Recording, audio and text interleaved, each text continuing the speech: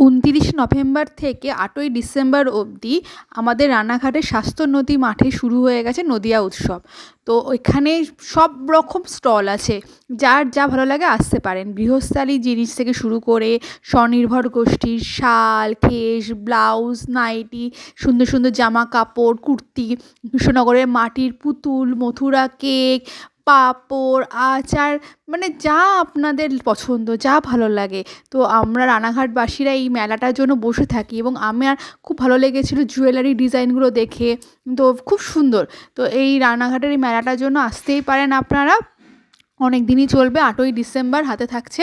আর কৃষ্ণনগরের মাটির পুতুল তো বিখ্যাত। তো রানাঘাটে আমি রথের মেলায় গিয়ে কয়েকটা পুতুল কিনেছিলাম, তো ইচ্ছে আছে এবারও কিছু কেনার। তো অপেক্ষায় থাকলাম কি আবার যাওয়ার। ভালো থাকবেন, আনন্দে থাকবেন, আর অবশ্যই গরম গরম জিলিপি আর মথুরা কেক কিনে খাবেন।